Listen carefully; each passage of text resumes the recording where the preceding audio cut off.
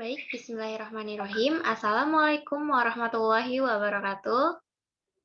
Apa kabar kalian semua? Semoga kalian selalu dalam keadaan sehat walafiat ya. Oke, pada pertemuan kali ini yang akan kita bahas yaitu mengenai perbandingan trigonometri pada segitiga siku-siku. Saya langsung share screen. Bentar.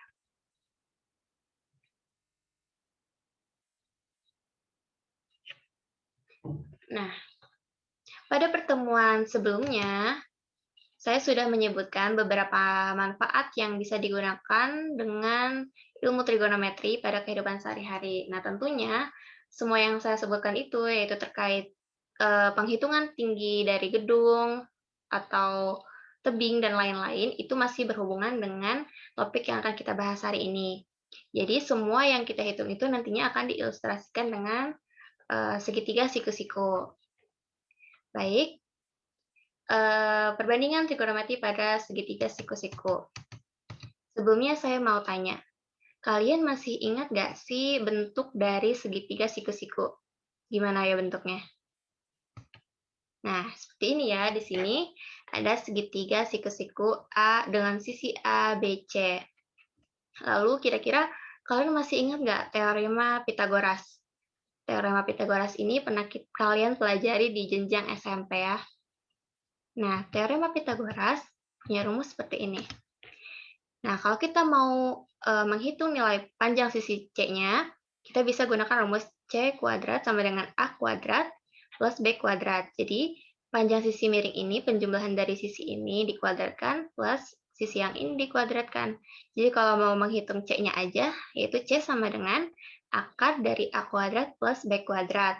Kalau mau hitung panjang sisi A-nya aja, A sama dengan akar dari C kuadrat min panjang sisi B kuadrat nih, gitu. Lalu kalau mau menghitung sisi B-nya sama dengan akar dari C kuadrat min A kuadrat. Nah, kenapa sih teorema Pitagoras ini dimunculin gitu di topik kali ini? Tentunya teorema Pitagoras ini nantinya akan sangat membantu kalian dalam proses pembelajaran di topik ini. Lalu, perbandingan trigonometri pada segitiga siku-siku ini yang saya harapkan kalian mampu untuk menemukan konsep dan juga menentukan nilai dari sinus, kosinus, tangen, kosekan, sekan, dan juga kotangen. Lalu, saya harapkan juga kalian mampu untuk menemukan konsep dari sudut elevasi dan sudut depresi. Nah, di pokok pembahasan pada hari ini juga ada contoh soal. Nah, yang pertama, ada sinus, kosinus, tangen, sekan, sekan, dan kotangen. Nah, di sini saya munculkan segitiga siku-siku dengan nama A, B, C. Siku-siku di titik B. Mana dia kursornya? Nah, ini. Siku-siku di titik B. Lalu di sini terdapat sudut sebesar alfa. Sudut sebesar alfa. Lalu, untuk menentukan sinus A. Apa sih sinus A? Sinus A itu sama aja kayak sin A ya. Sinus A sama dengan perbandingan panjang sisi depan sudut dengan sisi miring segitiga. Atau sisi depan per sisi miring. Nah, di sini misalkan ya, di sini terdapat sudut A. Lalu sinus A-nya berapa atau sin A-nya berapa? Berarti kita lihat nih, sisi depan dari sudut ini. Di sini berarti sisi A, B. Nah, sisi depannya itu sisi AB. Lalu per sisi miring. Nah, per sisi miringnya itu mana sisi miringnya? Sisi miring segitiga kan ini, AC. Nah, jadi sinus A ini sama dengan sisi depan per sisi miring atau biasa kita sebut atau kita singkat biar mudah diingat itu demi, depan per miring. Berarti kalau dalam segitiga ini, depan per miringnya AB per AC, seperti itu. Nah, di sini nanti nggak melulu AB per AC ya, karena tergantung nama dari segitiganya gitu. Yang perlu kalian ingat, sisi depan per sisi miring. Itu untuk sinus. Lanjut untuk kosinus. Nih, kosinus itu apa? Kosinus atau cos biasanya ya kita sebutnya. Perbandingan panjang sisi samping sudut dengan sisi miring segitiga. Kalau sudutnya di sini, sisi sampingnya berarti BC. Tuh. Lalu sisi miringnya yang mana? Sisi miring tetap ini nih, AC. Gitu ya. Lalu berarti di sini kalau kosinusnya jadinya apa? Jadi berarti sami. Sa per mi sama dengan BC per AC gitu.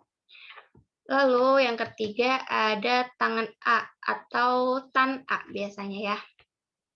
Tan A itu perbandingan panjang sisi depan sudut dengan sisi samping sudut. Sisi depan per sisi samping. Nah, kalau sudutnya di sini, sisi depannya yang mana? Sisi depannya set, yang ini nih, AB. Lalu sisi sampingnya berarti yang BC. Jadi, sisi depan per sisi samping, atau biasa kita kenal desa atau D per sa, berarti di sini AB per BC. Seperti itu. Nah, jadi poinnya kalian kalau mau gampang buat ingatnya, kalian ingetin aja nih kalau sinus berarti demi, kalau kosinus berarti sami, kalau tangan berarti desa, seperti itu. Jadi tapi tergantung nih sudutnya dari yang mana nih dilihatnya. Misal sudutnya di sini, ya berarti sesuaikan seperti itu. Lalu ada kosekan. Nah, kosekan itu apa? Jadi saya mau kasih tips ya.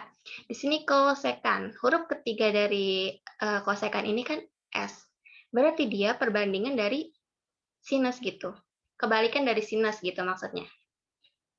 Nah, berarti kalau kosekan ini kan sin ini kan sisi depan per sisi miring. Berarti kalau kebalikannya yaitu sisi miring per sisi depan. Berarti kita bisa gunakan mi de atau mi miring per depan. Atau bisa juga langsung 1 per sin A gitu. Karena di sini AB per AC sinnya, maka kosekannya AC per AB gitu. Jadi ingat-ingat aja nih kalau kalian bingung nih, yang mana temannya si sinus gitu, temannya sin yang apa gitu. Kalian lihat nih kosekan S-nya, huruf ketiganya S, berarti dia temannya sinus gitu. Lalu yang ke berapa ya? Kelima nih, kelima ada sekan. Nah sama ya, di sini juga huruf ketiga dari sekan itu kan C. Berarti dia temannya si kosinus gitu, kebalikan dari kosinus atau cos. Nah, sama dia juga langsung aja nih 1 per cos A ya gitu.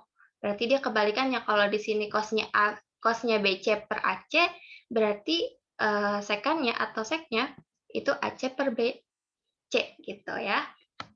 Lalu yang terakhir ada yang keenam itu kotangan. Kotangan juga nih huruf ketiganya kan T, berarti dia kebalikan dari tangan gitu. Nah, di sini kalau si tangannya itu sisi depan per sisi samping, berarti kotangannya sisi samping per sisi depan. Atau untuk mempermudah 1 per tan A gitu. Berarti kalau seandainya dia tangannya AB per BC, maka si kotangannya itu BC per AB gitu ya. Nanti ingat-ingat aja biar gampang gimana cara menghafalnya gitu. Lalu di sini ada contoh nih. Di sini saya berikan segitiga siku-siku ABC, sama ya, sudutnya ada di sini, sudut alfanya. Lalu panjang BC-nya itu 4, panjang AB-nya itu 3, dan panjang AC-nya itu 5. Maka nilai sin A, karena sin A itu depan per miring, depan dari sudut ini kan 3, miringnya 5, berarti sin A-nya 3 per 5 gitu. Nah, kalau si kosek A, nih temannya sin ya, kosekan atau kosek A, disingkatnya CSC biasanya. Berarti dia tinggal 1 per sin A. 1 per sin A berarti kan 3 per 5 per 5 per 3. Nah, langsung maaf. Untuk kosekan A sama dengan 1 per sin A berarti kan 1 per 3 per 5. Nah, berarti hasilnya kan 5 per 3. Nah, iya, seperti itu ya. Lalu ada cos A. Cos A itu tadi apa? Sami, samping per miring. Dari sudutnya ini, kalau sampingnya berarti kan di sini sisinya. Sisi BC nilainya 4, berarti 4 per miringnya 5. Nah, berarti cos A itu 4 per 5. Nah, berarti sekannya berapa nih kalau cos A-nya 4 per 5? Langsung aja nih, bisa langsung kalau seandainya cos A-nya 4 per 5, berarti sekannya 5 per 4 gitu. Cuma kalau mau dijabarin ya ini 1 per 4 per 5. Berarti nanti ujung-ujungnya nilainya sama, 5 per 4. Seperti itu. Nah, lalu Yang terakhir ada tan A. Tan A itu kan desa, depan per samping. Sudutnya di sini depannya berapa? 3. Terus sampingnya berapa nih? B, C, 4. Nah, berarti tan A itu nilainya 3 per 4. Nah, kotangannya atau kotnya, kot A itu sama dengan 1 per tan A. Hasilnya 4 per 3. Seperti itu, mudah kan ya? Nah, perlu kalian ketahui nilai dari tan theta sama dengan cos theta per sin theta. Nih, catat ya yang ini, jangan sampai lupa. Nah, lalu yang kedua nih, kita bahas tentang sudut elevasi dan sudut depresi. Sudut elevasi itu apa sih? Nah, sudut elevasi itu sudut yang terbentuk oleh arah horizontal dengan arah pandangan mata ke atas. Jadi di sini misalkan kita buat segitiga siku-siku. Di sini ada kita nih, kita di sini berdiri di sini. Arah pandangan mata kita di sini. Nah, sudut yang terbentuk oleh arah horizontal. Nah, di sini mata kita, di sini arah horizontalnya kita. Lalu kita memandang ke atas gitu, arah pandangan ke atas, maka sudut yang terbentuk akan di sini. Ibaratnya gini, contohnya gini kan ya. Contohnya saat sedang menatap lantai atas gedung dari bawah. Nah, misal di sini gedung nih, di sini gedung, di sini lantai paling atasnya gitu, atap gedungnya, lalu kita di bawah, kita memandang ke atas gitu. Nah, maka arah pandangan kita yang lurus ini dengan arah pandangan kita yang ke atas, ini terbentuk sudut elevasi, gitu. Selanjutnya, sudut depresi. Sudut depresi itu sudut yang terbentuk oleh arah horizontal dengan arah pandangan mata ke bawah. Nah, gini ya, misal di sini ada segitiga siku-siku. Nah, kita di sini nih arah pandangan mata kita. Lalu kita memandang ke bawah. Dan sudut yang terbentuk di sini beta ada di sini. Nah, maka ini disebutnya sudut depresi. Ini contohnya saat kita sedang melihat ke arah bawah dari puncak gunung. Kita lagi di atas puncak gunung nih, lagi tinggi nih di atas, kita memandang ke bawah. Maka sudut yang terbentuk dari arah pandangan kita, arah horizontal dengan pandangan mata kita yang ke bawah itu terbentuk sudut depresi. Nah, di sini yang ketiga contoh soal ya. Pada suatu segitiga siku-siku PQR dengan sudut Q sama dengan 90 derajat, panjang QR sama dengan 12 cm, lalu panjang PR sama dengan 20 meter. Hitunglah nilai sin R, cos R, dan tan R. Nah, ini ya. Di sini kita gambar dulu nih sebelumnya, segitiga siku-siku. Nah, di soal disebutkan bahwa sudut Q sama dengan 90 derajat. Maka berarti siku-sikunya akan di Q. Nah, ini segitiga siku-siku P, Q, R. Nah, di sini siku-siku di Q. Lalu panjang QR 12, panjang PR-nya 20. Nah, jawab. Lalu kita diminta untuk menentukan nilai sin R. Nah, sin R itu kan sin apa sin tadi rumusnya? Depan miring ya, demi. Depannya berapa nih PQ? IP atau apa nih? Belum ada nilainya. Nah, di sini fungsi dari teorema Pitagoras. Kita bisa gunain teorema Pitagoras untuk menghitung sisi yang belum ada di sini. Maka PR sama dengan PR kuadrat sama dengan PQ kuadrat plus QR kuadrat. Ini kan rumus teorema Pitagoras. Lalu kita substitusikan. Panjang PR-nya berapa? 20 kuadrat. Sama dengan PQ kuadratnya berapa? Belum ada kan ya? Kita cari ini, kita mau cari dia. Lalu QR-nya berapa? QR-nya 12, maka 12 kuadrat. Kita hitung, 20 kuadrat sama dengan 400 sama dengan PQ kuadratnya biarin aja karena nanti kita mau cari nilainya. Plus 12 kuadrat berapa? 144. Nah, di sini langsung aja kita hitung PQ kuadrat sama dengan 400 min 144. Nah, karena kita mau menghitung PQ-nya aja, bukan PQ kuadrat, maka kita kedua ruasnya kita akarkan. Kuadrat dengan akar kan habis ya, sisa PQ. Di ruas kirinya sisa PQ, ruas kanannya berarti akar 400 per akar 400 min 144. Maka nilai PQ-nya yaitu akar 256. Berapa tuh 256? Nah, plus minus 16 hasilnya. Lalu berarti kita simpulkan bahwa panjang si peki ini itu 16 cm gitu ya. Nah, kenapa di sini kita ambil yang positif? Karena panjang itu nggak mungkin negatif gitu ya. 16 tuh pekinya. Lalu kita udah punya nih semua sisinya, udah ada nilainya, kita tentukan sin R-nya. Sin R kan depan miring. Depannya 16, miringnya 20, berarti 16 per 20 sama dengan, kalau disederhanakan kan ini kita sama-sama bagi 4 atas bawahnya. 16 bagi 4, 4. 20 bagi 4, 5. Berarti hasil paling sederhananya itu 4 per 5. Maka sin R sama dengan 4 per 5.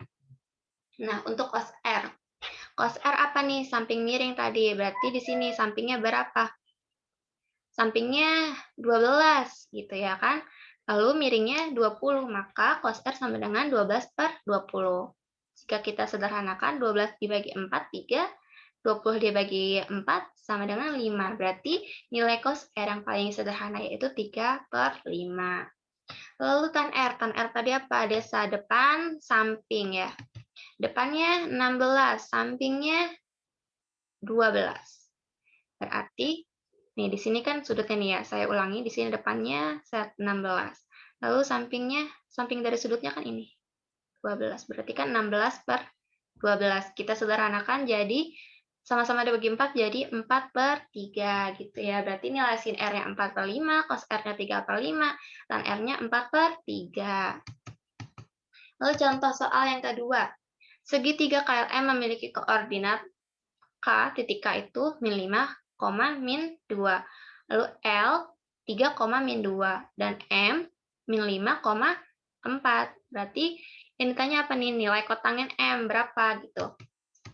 Nah, di sini kita harus gunain koordinat kartesius dulu. Kita gambar nih. Kita lihat.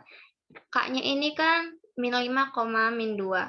Di sini K, X-nya min 5. Nih, 0, 1, 2, 3, 4, 5. Di sini kan min 5, min 2. Y-nya min 2. Di sini berarti kita tentuin titik K-nya di sini. Berarti titik K-nya di sini kan min 5,2. Posisinya ada di sini. Lalu nilai dari titik dari L-nya. L-nya itu kan 3, min 2. X-nya positif. 1, 2, 3 di sini. Lalu Y-nya min 2. Min 2 berarti min 1, min 2 di sini. Berarti posisi titik L-nya di sini. Lalu yang terakhir ada M. M-nya itu kan min 5,4. X-nya min 5. Min 5 di sini. Lalu Y-nya 4. 4 berarti di sini. Nah, berarti posisi M-nya ada di sini. Nah, lalu kita tentuin nih panjang sisinya ada berapa aja nih. Kita yang pertama tentuin KL. Nah, di sini kita sebetulnya gampang ya buat tentuin panjang sisinya. Bisa langsung dihitung. 1 untuk KL nih. 1, 2, 3, 4, 5, 6, 7, 8. KL-nya 8 nih. Ini kalau kita hitung manual. Nah, tapi kita juga bisa gunain penghitungan dari yang titik-titik yang udah kita ketahui ya. Karena KL itu sejajar dengan sumbu X, maka kita gunain sumbu titik X-nya nih. Berarti di sini kan KL. Nah, K-nya yang pertama ada min 5, lalu L-nya di sini X-nya ada 3. Berarti panjang KL itu 3 dikurang min 5 sama dengan 8. Sama kan ya hasilnya tadi. Lalu kita hitung KM. KM kita hitung manual dulu. 1, 2, 3, 4, 5, 6. 6. Berarti kalau seandainya kita lihat dari titik yang udah ada ini KM kan sejajar dengan sumbu Y ya. Berarti kita gunain titik Y-nya. Berarti di sini kan KM itu K-nya min 2, M-nya 4. Berarti kalau mau hitung KM, M-nya duluan nih yang ditulis di sini. 4 min 2 sama dengan 6. Berarti panjangnya sama ya, 6. Nah, kalau sisi miringnya, kita nggak bisa langsung hitung gitu aja, karena, aduh ini berapa nih, nggak bisa juga. Jadi kita harus tentuinnya menggunakan teorema Pitagoras, tetap ya. Nah, di sini panjang dari LM dengan teorema Pitagoras, kita substitusikan aja langsung, KL kuadrat yaitu 8 kuadrat, dan KM kuadrat yaitu 6 kuadrat. Maka LM itu akar 100 sama dengan 10, berarti panjang dari sini ke sini itu 10. Maka kotangin M, kotangin itu sin M per cos M. Kenapa ini? Karena tadi saya sudah bilang kalau nilai dari tan itu sama dengan cos per sin. Berarti kalau kotangent kan ini kebalikan tan. Berarti kebalikan dari cos per sin yaitu sin per cos. Nah, di sini kita masukkan aja sin M. Nah, titiknya kan di sini nih sudutnya. Sin itu apa kan demi? Depannya KL, miringnya LM. Nah, berarti 8 per 10 per cos M. Cos itu kan sampingnya berapa? Sampingnya KM nih, 6 ya. 6, miringnya 10, berarti 6 per 10. Berarti 8 per 10 dibagi 6 per 10. Ini sama aja 8 per 6. Kalau disederhanakan menjadi 4 per 3. Seperti itu ya.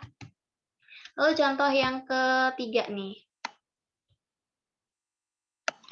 Sebuah tangga yang panjangnya 6 meter disandarkan pada tembok. Jika sudut yang terbentuk antara tangga dengan lantai adalah 60 derajat, tentukan nilai perbandingan trigonometri yang terbentuk pada tinggi tembok. Tinggi temboknya kita misalkan nanti X. Nah, di sini ilustrasinya nih. Di sini nyatanya nih. Nyatanya di sini ada tembok, di sini ada tangga gitu ya. Di sini ada lantai.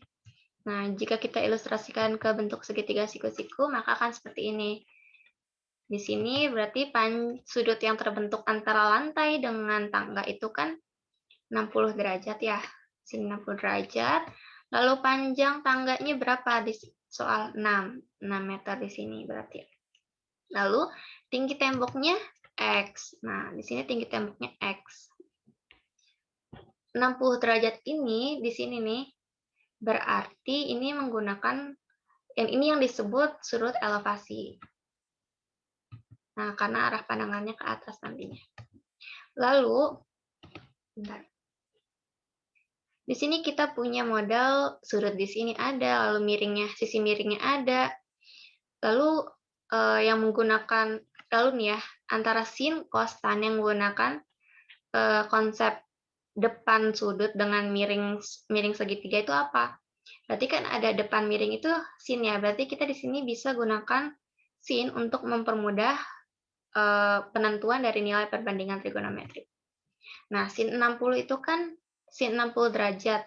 Itu berarti depan per miring, depannya X, miringnya 6. Berarti sin 60 derajat sama dengan X per 6. Lalu di sini kedua ruas kita kalikan dengan 6. Berarti kan di sini sin 60 dikali 6 menjadi 6 sin 60 derajat. X per 6 kan dikali 6 jadi X gitu ya. Nah, di sini singkatnya aja X sama dengan 6 sin 60 derajat. Nah, di sini kita sampai sini aja menghitungnya karena untuk bentuk dari sin 60 derajatnya nggak usah dijabarin dulu karena ini nanti akan dibahas di pertemuan selanjutnya. Jadi kita sampai sini aja untuk menentukan nilai perbandingan trigonometrinya. Lalu dapat disimpulkan bahwa nilai perbandingan trigonometri yang terbentuk pada tinggi tembok yaitu X sama dengan 6 sin 60 derajat. Seperti itu. Oke, pertemuan kali ini selesai. Semoga apa yang saya sampaikan dapat dipahami dengan mudah. Saya tutup. Wassalamualaikum warahmatullahi wabarakatuh.